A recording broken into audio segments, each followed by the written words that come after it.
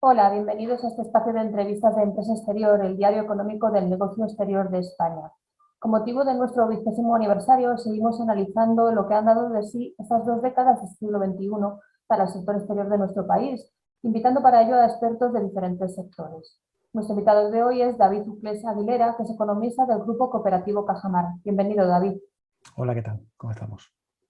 El sector exterior español ha tenido una evolución muy positiva a lo largo del siglo XXI, con un incremento constante de las exportaciones, quizás con los parones en las 2 crisis, y con una cada vez mayor contribución al PIB.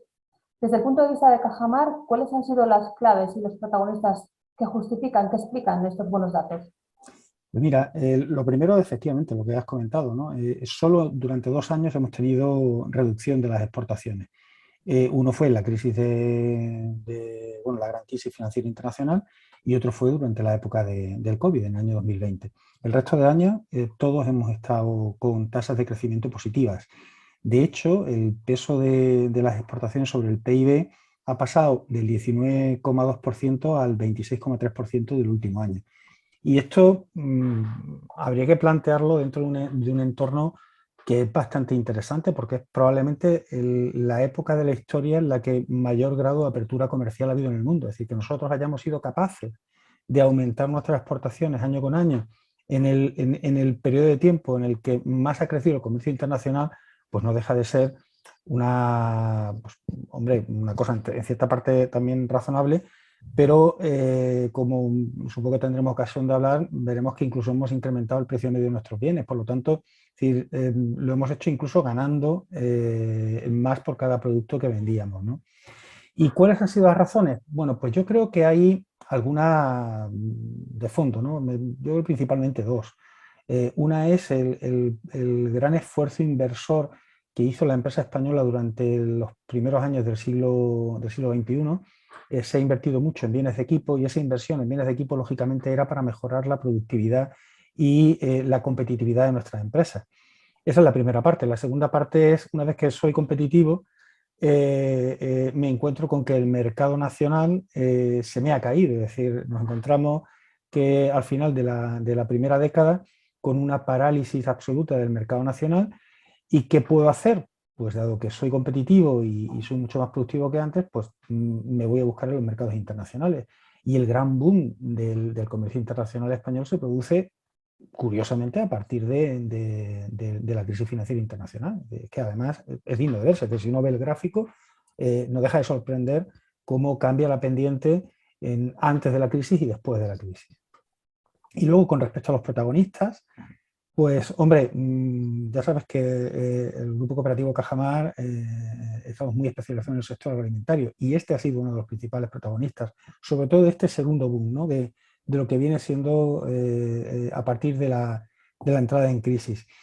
Y esto ha tenido que ver, creo que con un proceso pues eso, de lanzamiento a la búsqueda de esos mercados internacionales, en el que además lo hemos conseguido hacer pues, de una forma muy brillante. El sector agroalimentario ha crecido a una tasa acumulativa media anual, es decir, los 21 años, cada año ha crecido una media de un 6%, mientras que las exportaciones generales del país estaban creciendo un 4,6%, es decir, ha ido ganando cuota.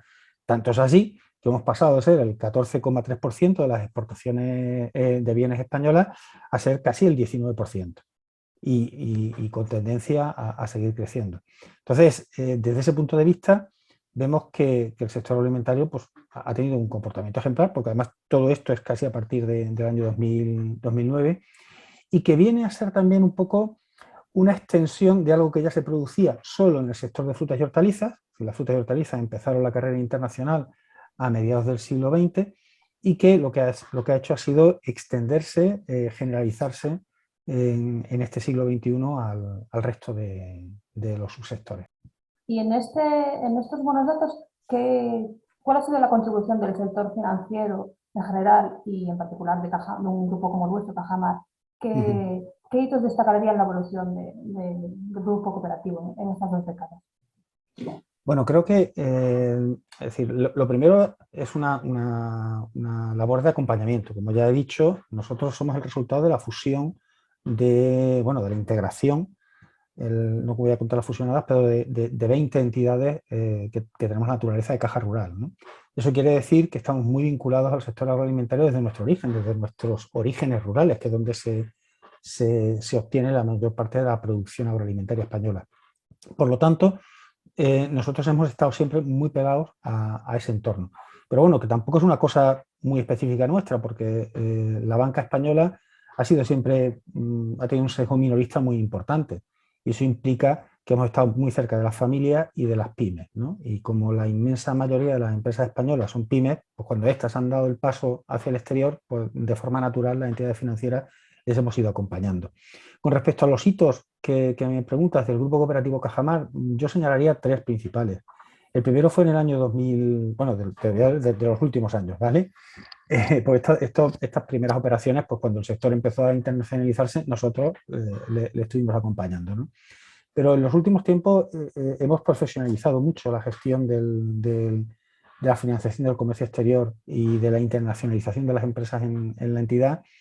Y yo creo que el hito principal fue en el año 2016 la puesta en funcionamiento de la plataforma internacional, que es un esfuerzo hasta ese momento inédito en la banca española para poner en contacto a los potenciales, a las empresas que tuvieran interés en adentrarse en los mercados internacionales con los mejores socios para cada cosa, es decir, para hacer un estudio de mercado, para obtener información sobre la ley, para ayudarte en las negociaciones, etcétera, etcétera, etcétera. Es decir, cada paso que una empresa pudiera dar, que pudiera encontrar un socio en unas condiciones favorables para poderlo hacer, ¿no?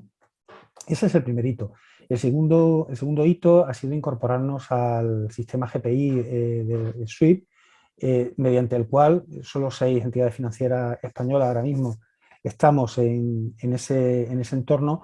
Lo que conseguimos es que en el ámbito de las transacciones internacionales tenemos total trazabilidad y la mayor velocidad posible ahora mismo en el mercado financiero, con lo cual nuestros clientes tienen un servicio de primera. Y por último, creo que hay que señalar el proyecto Try Me, que lo que hacemos es durante 3 meses le damos servicio de negocio internacional a nuestros clientes sin coste de comisiones alguno, para que lo prueben, para que vean si funciona. Y eso incluye hay un centro operativo para atender exclusivamente a los clientes de negocio internacional. Yo creo que esas serían 3 de las grandes bazas de los últimos 10 años en el sector, bueno, en nuestra entidad. Las empresas han sido protagonistas, el sector financiero las ha apoyado y la moneda, el euro, ha tenido mucho que ver. Justamente Sí. este año cumplimos 20 años de la puesta en circulación del euro. ¿Cómo se ha notado? Hombre, yo creo que es fácil de entender, sobre todo si hablamos de comercio internacional, ¿no? Hemos pasado de un mundo en el que los países europeos cada uno tenía su moneda y por lo tanto cuando negociábamos entre nosotros y de hecho dentro del mercado común, de lo que entonces se llamaba el mercado común, la mayor parte del comercio internacional se hacía dentro del mercado, es decir, no somos una excepción que más del 50% de nuestro comercio internacional sea dentro de la zona euro y de la Unión Europea. Es lógico, a los demás les pasa igual. Eso significa, en el momento que entra en vigor el euro, en el que deja de haber, ahora mismo creo que somos 17 países dentro de la zona euro, deja de haber 17 monedas y solo hay una, con lo cual tu cliente va a pagar en la misma moneda que tú le estás pidiendo el precio. Por lo tanto, el coste de información desaparece. Pero es que también desaparece el coste del seguro de cambio, que eran bastante importantes en aquel entonces, ¿no? Yo recuerdo que cualquier operación de comercio internacional pues implicaba tener, según además con qué países, pues unas pólizas de crédito, perdón, unas pólizas de seguro importantes para esta cuestión. Por lo cual ahí te lo ahorras. Pero hay más vías, ¿no? La segunda, y también muy importante, y que tiene que ver con lo que hemos hablado antes del proceso de inversión que hicieron las empresas españolas al principio del siglo, tiene que ver con la caída de los tipos de interés. Cuando nosotros entramos en la moneda única, pasamos casi de la noche a la mañana de tener unos tipos de interés hipotecarios, que son los más favorables, de un 15% a un 7%. Pero es que en 2 o 3 años estábamos en el 2%. Y eso eran tipos de interés históricamente bajos que, vale, ayudaron a engordar la burbuja inmobiliaria por un lado, pero desde luego favorecieron muchísimo la modernización de las empresas españolas, que ha sido la que ha posibilitado eso que hablábamos antes de la mejora de la productividad y de la competitividad de nuestras empresas para poder entrar en los mercados internacionales. Entonces, ahí tienes una segunda vía. Y luego hay una tercera vía que es más indirecta, más de reconocimiento a nivel internacional, y es que no somos el dólar, ni mucho menos, pero empezamos a ser una moneda de referencia importante en los mercados internacionales. Hay muchas operaciones de comercio internacional que se denominan en euros y no necesariamente hay países europeos implicados. Eso hace que, digamos, disfrutemos de un prestigio extra por operar con el euro y ser nosotros parte de ese euro. Ahí tienes tres clarísimas implicaciones y seguramente a cualquiera que le preguntes te podrá decir alguna más, ¿no?, que se le ocurrirá. Me gustaría cerrar esta entrevista preguntándote por el futuro. Si en estas 2 últimas décadas hemos visto un montón de cambios en la manera de hacer los negocios internacionales, el auge de China, la digitalización, etc., ¿qué nos deparará el futuro? ¿Hacia dónde van los derroteros? Ahora hay mucha incertidumbre con la situación actual, pero fíjate, incluso esta situación yo creo que plantea un cambio radical con respecto a lo que venía siendo la normalidad desde que empezó la globalización. Podemos marcar el último periodo globalizador, su punto de origen en la caída del muro de Berlín y la posterior entrada de China y Rusia en la Organización Mundial de Comercio, ¿no? Ahí digamos que empieza esta época dorada de la globalización. En el momento que Rusia invade Ucrania, yo creo que se cierra este proceso.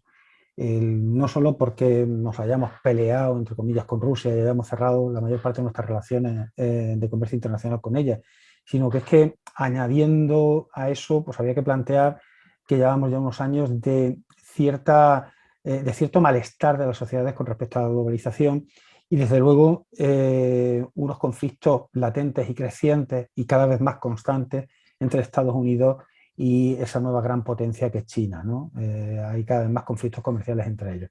Entonces, se puede dibujar un mundo en el que probablemente va a haber menos globalización. No creo que volvamos al siglo XIX, ni mucho menos, ni al principio del siglo XX, pero que probablemente nos encontremos con un mundo mucho menos multipolar y mucho más bipolar, más parecido al de la Guerra Fría que al que teníamos a partir de esa caída del muro de Berlín.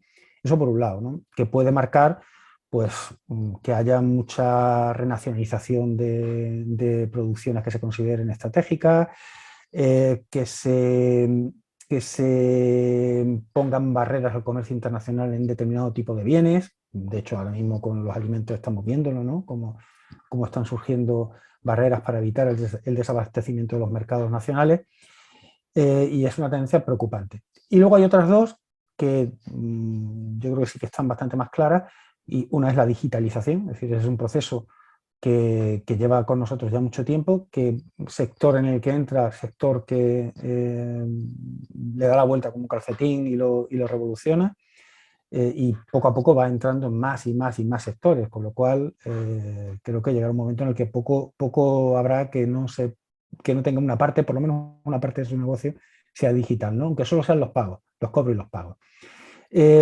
Y luego otro valor creciente y muy importante, que yo creo que a largo plazo va a tener bastante incidencia, que es el compromiso por la sostenibilidad.